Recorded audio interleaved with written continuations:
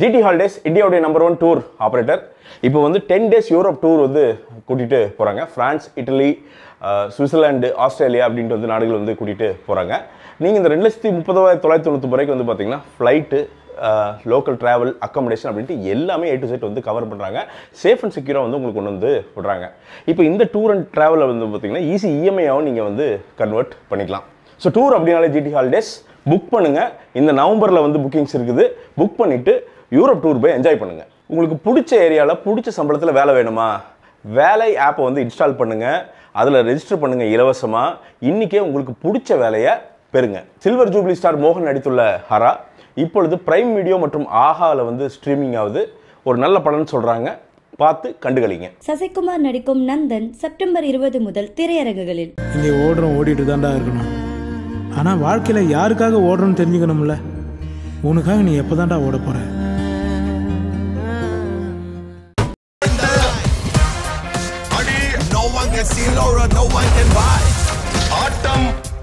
I trust in the process. I strive for hard.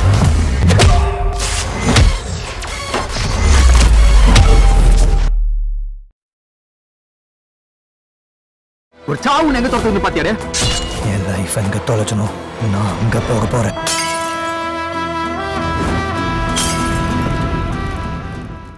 The GOAT, the greatest of all time அப்படின்ட்டு படம் விஜய் அவர்கள் நடிச்சிருக்காங்க. Venkat பிரபுவனை direct பண்ணியிருக்காங்க. அதே மாதிரி வந்து பிரேப்ஜி வைபவெல்லாம் நிறைய இன்டர்வியூ கொடுத்துருக்காங்க. அந்த மாதிரி அட்டகாசமான படம் வந்து இப்போ வந்து ரிலீஸ்க்கு வந்திருக்குது. பாலக்காடு வந்து பார்த்தோம், காலையில் 4 மணி ஷோ. இங்கே ஜேன்னு ஒரு மாதிரி வந்து திருவிழா மாதிரி பண்ணுறாங்க. வேறு மாதிரி ஒரு வைப்புங்க. உண்மையாலுமே சொல்கிறேன், கேரளாவில் வந்து படம் பார்க்குற வைப்பே வந்து வேறு, அந்த ஆடியன்ஸோட எனர்ஜி லெவலே வேலை அப்படின்னு சொல்லலாம். சரி, படத்துக்கு வருது. படத்துக்குள்ளே என்னடா இருக்குது அப்படின்னா பாசிட்டிவ் நெகட்டிவ்குள்ளே போயிடலாம். ஃபஸ்ட்டு வந்து பாசிட்டிவ் என்ன மேட்டர் அப்படின்னு வந்து சொல்கிறேங்க. மொதல் விஷயங்க, விஜய் அப்படிங்கிற ஒரு மனிதன் ஒரு 2 கேரக்டர் வேரியேஷனில் வர அப்படியே அப்பா பையன் அப்படின்ட்டு வந்து பார்த்தீங்கன்னா அந்த 2 கேரக்டர் வேரியேஷன் வந்து பார்த்தீங்கன்னா கமர்ஷியலாக பண்ணணும். அதில் வந்து பார்த்தீங்கன்னா அந்த பையன் கேரக்டரில் வந்து பார்த்தீங்கன்னா 3D ஃபேஸ் மேப்பிங்லாம் வந்து பண்ணி ஒரு விஷயம் வந்து பண்ணியிருக்காங்க. அதில் அவ்வளோ எக்ஸ்பிரஷன் இருக்குங்க, அவ்வளோ வேலை இருக்குது. அந்த வேலை வந்து நீங்கள் பண்ணலைன்னா நீங்கள் வந்து அந்த ஒரு பாயிண்டில் வந்து என்னென்னா அது நடிக்கிறது விஜய்னே மறந்துட்டு வந்து அந்த பையன் தான் வேணும், ஒரு சைக்கோ ஒருத்தர் இருக்காண்டா அவன் அந்தளவுக்கு கொண்டு போகிற அளவுக்கு ஒரு வேலையை வந்து விஜய் வந்து பண்ணியிருக்காரு.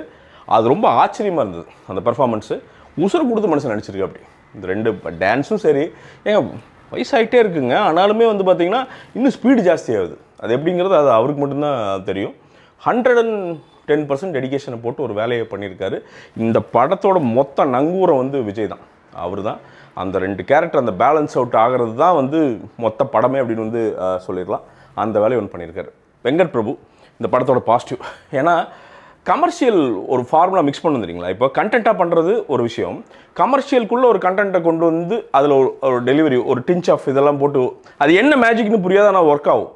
அந்த மேஜிக் வந்து வெங்கட் பிரபு வந்து தெளிவாக பண்ணியிருக்காரு அப்படின்னு சொல்லலாம்.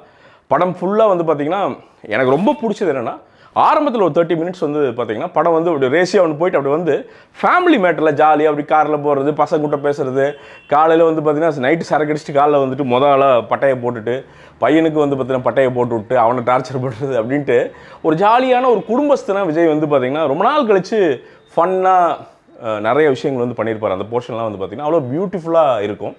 அது வந்து ரொம்ப ரொம்ப பிடிச்சி ரசித்து பார்த்த இடங்கள் அப்படின்னு வந்து சொல்லாங்க. படத்தோட பாசிட்டிவ் நிச்சயமாக சொல்லலாம். அது எப்படி அந்த ஃபஸ்ட்டு 30 minutes சம்திங்களோ அதே மாதிரி கடைசி 30 minutes சொல்லலாம். சில கேமியோஸ் எல்லாம் ரொம்ப சர்ப்ரைசிங்காக செம்ம ஃப்ரெஷ்ஷான கேமியோஸ் எல்லாம் இருக்குது. ரொம்ப ரிவீல் பண்ண விரும்பல, ஆனால் ஆப்வியஸ்லி நீங்கள் ட்விட்டரில் அங்கெங்கெல்லாம் வந்து பார்த்தீங்கன்னா ஸ்க்ரீன்ஷாட்டு வீடியோஸ் எல்லாம் பார்த்துருவீங்க. ஆனால் செமையாக பண்ணியிருக்காங்க. அது வந்து பயங்கரமாக ஒர்க் அவுட் ஆகுது. கிரிக்கெட் தோனி வந்து பார்த்திங்கன்னா எப்போவுமே வந்து பார்த்திங்கன்னா அவருக்கு மேட்சை காப்பாற்றி மேட்சை ஜெயிச்சு கொடுத்து தான் பழக்கம். இதுலேயும் ஜெயிச்சு கொடுத்துருக்கு அப்படின்னு சொல்லலாம். அந்த இடத்துல வந்து அவர் இதெல்லாம் சிலதெல்லாம் ஒரு ரெஃபரன்ஸ் எல்லாம் வருது. அவர் வர்ற இடத்துல அங்கே ஜெயிச்சிருது படம். அது தெரில, அந்த மனுஷனோட வைப் அப்படின்னு நினைக்கிறேன். அந்த வேலையை வந்து ஒன்று பண்ணியிருக்காரு சொல்லலாம்.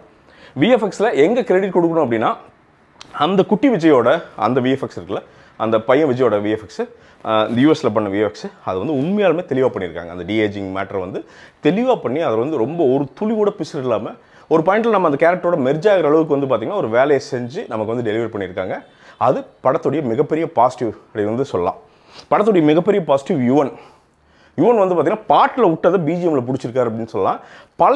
பழைய பாட்டோட சில மிக்சஸ் எல்லாம் வந்து பார்த்தீங்கன்னா நடுவில் ஒரு பிஜிஎம்மாக வந்து பார்த்தீங்கன்னா அப்படி பாட்டு வந்து மிக்ஸ் வந்து அப்படி ஒரு வேலை பண்ணியிருக்காரு. அது என்ன பண்ணாருன்னு தெரியல, ஒரு மாதிரி அடிச்சு துவம்சம் பண்ணியிருக்கு. அப்படி இது இன்னைக்கு தெரியாது, ஒரு 4 நாள் 5 நாளுக்கு அப்புறம் வந்து பார்த்தீங்கன்னா இந்த பிஜிஎம் எல்லாமே வெளியில் வந்து அது ஒரு தனியாக அது ஒரு ஃபேன் பேஸ் ஒன்று கிரியேட் ஆகும். அந்த வேலையை வந்து யுவன் பார்த்துருக்காரு. ஸோ யுவனுக்கு கண்டிப்பாக வந்து ஒரு மிகப்பெரிய வாழ்த்து அப்படின்னு சொல்லலாம்.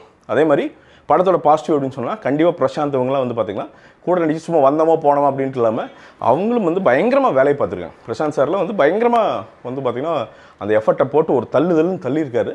அதுக்கும் வந்து வாழ்த்துக்கள் அப்படின்னு வந்து சொல்லாங்க. சரி, என்னடா அந்த படத்தில் நெகட்டிவே இல்லையா அப்படின்னு கேட்டிங்கன்னா இருக்குது. ஆனால் அதுக்கு முன்னாடி ஒரு மேட்ரு லெவலப் அப்படின்ட்டு வந்து பார்த்திங்கன்னா ஒரு லேர்னிங் ஆப்புங்க. இதில் வந்து பார்த்திங்கன்னா கார்த்திக் சுப்பராஜ் வந்து இப்போ நாங்கள் கோட் மாதிரி படங்கள்லாம் எடுக்கணும், கமர்ஷியலாக எடுக்கணும் அப்படின்னா அதுக்கான லெசன்ஸ் எடுக்கிறாரு. கிட்டத்தட்ட வந்து பார்த்திங்கன்னா 25 லெசன் 3 மணி நேரம் உங்களுக்கு வந்து இருக்குது. நீங்கள் தமிழ்லேயே எடுக்கிறாரு, இங்கிலீஷ் சப்டைட்டிலோடு வந்து உள்ள இருக்குது.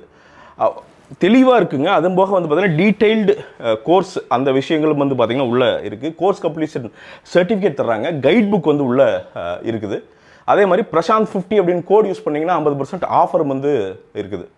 ஒரு ப்ராப்பரான லெவலப் அப்படிங்கிறது வந்து ப்ராப்பரான லேர்னிங் பிளாட்ஃபார்முங்க. நீங்கள் இது ஒன்ஸ் வந்து நீங்கள் இதை கற்றுக்கிட்டிங்கன்னா உண்மையாலுமே ஒழுங்கான ஒரு ஃபிலிம் மேக்கிங் வந்து கற்றுக்கலாம். ஸோ வாய்ப்பு இருந்தது அப்படின்னா அந்த கோடை யூஸ் பண்ணுங்கள். லெவலப்பில் சைன் அப் பண்ணி ஃபிலிம் மேக்கிங்கை ப்ராப்பராக கற்றுக்குங்க. டைரக்ஷன்லேருந்து ரைட்டிங்லேருந்து எல்லாமே வந்து இவங்க கற்றுத்தராங்க. சரிடா, இப்போ விளம்பரம் சொல்லிட்டு என்னடா நெகட்டிவ் அப்படின்னு வந்து கேட்டிங்கன்னா என்ன மேட்ரு அப்படின்னா, இந்த படத்தோட நெகட்டிவ் என்ன ஃபஸ்ட்டு சரி நான் டியூரேஷன் சொல்ல மாட்டேன். ஆனாலுமே என்னென்னா என்ன பிரச்சனை, அந்த லாங் டியூரேஷன் என்னென்னா இடையில சங்காக வந்து பார்த்திங்கன்னா ஒரு 3/4 மணி நேரம் வந்து பார்த்திங்கன்னா அப்படியே தர மட்டத்துக்கு அப்படியே ஸ்லோவாக இருக்கிற மாதிரி ஒரு ஃபீல் நமக்கு வரதான் செய்யுது. அது அந்த எஸ்பெஷலி வந்து பார்த்திங்கன்னா ஒரு இடையில ஒரு பேங்காக் போவாங்க, அந்த போர்ஷன்லேருந்து பார்த்திங்கன்னா அப்படியே ஸ்லோவாகி அப்படியே வண்டி வந்து பார்த்தீங்கன்னா ஃபஸ்ட்டு கீர் போட்டு இழுக்கிறக்கே டட்டக்கு புட்டக்குங்குது. அதுக்கப்புறம் தான் அப்படியே பிக்கப் ஆகுது படம். ஸோ அந்த இடம் அப்படிங்கிறது வந்து ஒரு படத்தோட ஒரு சின்ன மைனஸாக இருந்தது. சில இடங்கள் டைரக்ஷன்லெஸ்ஸாக இருந்தது அப்படின்னு வந்து சொல்லலாம். அதே மாதிரி படத்தோட பெரிய மைனஸ் அப்படிங்கிறது வந்து பார்த்திங்கன்னா இப்போ அந்த டிஏஜிங், அந்த பையனோட டிஏஜிங் அப்படிங்கிறது செமையாக ஒர்க் அவுட் ஆகிடுச்சு, சூப்பர். ஆனால் மற்ற விஷயங்கள்லாம் வந்து பார்த்திங்கன்னா சில இடங்களில் வந்து பேக்ரவுண்ட் விஎஃப்எக்ஸ் எல்லாம் இருக்குல்ல, இதெல்லாம் பேசிக். அதெல்லாம் அந்த இடத்துல பயங்கரமாக சரி நான் ரொம்ப மோசம்னு சொல்ல, ஆனால் இந்த படத்தோட ஸ்டாண்டர்டுக்கு இன்னும் செம பெட்டராக இருந்திருக்கணும் அது. பட் அதெல்லாம் வந்து நடக்கலை அப்படிங்கிறது வந்து எனக்கு ரொம்ப வருத்தமாக இருந்தது. நிறைய இடங்கள் அப்பட்டமாக வந்து பார்த்திங்கன்னா அதெல்லாம் தெரிகிறது அப்படிங்கிறது என்னடா அது அப்படின்ட்டு இருந்துச்சு. அது எல்லா இடங்களையுமே நமக்கு நிறைய இடங்களில் அந்த பிசுறு அந்த மைண்டுக்குள்ளே ஓடிட்டே இருந்துச்சு, இன்னும் பெட்டராக பண்ணிக்கலாமே அப்படின்னு தோணுச்சு. அது ஒரு பெரிய விஎஃப்எக்ஸ் அப்படிங்கிறது எனக்கு தெரிஞ்சு காசு இல்லாமல் இருந்திருக்க மாட்டாங்க, டைம் இல்லாமல் பிளானிங் இல்லாமல் இருந்திருப்பாங்க. எனக்கு அதுதான் பிரச்சனையாக இருந்திருக்கும். ஸோ தயவு செய்து இதெல்லாம் பெரிய படங்களில் பண்ணாதீங்க, ரொம்ப மனசு சங்கட்டமாக இருக்குது. அதை மட்டும்தான் வந்து நான் சொல்லிக்க விரும்புகிறேன். அதே மாதிரி இந்த படத்தோட பெரிய பிரச்சனை அப்படின்னா என்னென்னா டூ many கேரக்டர்ஸ் இவங்கெல்லாம் இருக்கிறாங்க. இன்னொன்று ஃபார்மிடபிள் வில்லன். எப்போவுமே வந்து பார்த்திங்கன்னா இந்த மாதிரி கமர்ஷியல் படங்களில் வில்லனை பார்த்து நமக்கு வந்து பீதி கிளம்புனா மட்டும்தான் உங்களுக்கு வந்து பார்த்திங்கன்னா இந்த பக்கம் ஹீரோவோட விஷயம் வந்து எடுபடும். ஒரு மாஸ்டர் எடுத்துக்கிட்டிங்கன்னா விஜய் சேதுபதி பார்த்து ஆஹா இவன் உண்மையாலுமே கொலகாரண்டா அப்படின்னு ஒரு ஃபீல் இருக்கும்ல, அதுதான் மாஸ்டர் விஜய் வந்து அப்படி ஏற்றி நிற்கும். ஸோ இதில் என்ன பிரச்சனைனா மோகன் சார் வந்து பார்த்தீங்கன்னா மெயின் வில்லனாக வர்றாரு. அவர் எங்கேயாவது வந்து சத்தியம் போட்டு தான் கூப்பிட்டு வரணும். ஏன்னா சரி அவர் நடிச்சிருக்காருங்க இல்லைங்களே, பட் அந்த ரோலுக்கான ஆளே கிடையாது அவர். நான் அவர் ஜாலியாக சிரிச்சுக்கிட்டு என்னப்பா விஜய் அப்புறம்ப்பா சொல்லுப்பா அப்படியாப்பா நீ தான் ஹீரோவாப்பா ஓ அப்படியாப்பா ஓ சரிப்பா ஓ சூப்பர்ப்பா ரைட்டுப்பா நான் தான்ப்பா இல்லை அப்படி அந்த மீட்டரில் வந்து மோகன் சார் வந்து வந்துட்டு போகிறாரு. ஸோ இது வந்து படத்துக்கு ஒரு மிகப்பெரிய ஒரு ஃபார்மிடபிள் வில்லன் இல்லாத மிகப்பெரிய மைனஸாக இருக்குது. சரிடா ஓகே, பட் இந்த படம் யாருக்கு? இது இன்னொரு கேள்வி இருக்குது. என்னென்னா இது ஒரு என்டர்டெய்னர். அவங்க வந்து பார்த்திங்கன்னா நான் மிகப்பெரிய ஒரு கண்டென்ட்டு 20 லேயர் வச்சு எடுக்கிறேன் இதெல்லாம் அவங்க சொல்லலை, நான் ஒரு என்டர்டெய்னர் எடுக்கிறேன்னு சொல்லி தான் அவங்க வந்து அதை மார்க்கெட் பண்ணுறாங்க. ஸோ அது என்டர்டெயின் பண்ணுதா அப்படின்னு கேட்டிங்கன்னா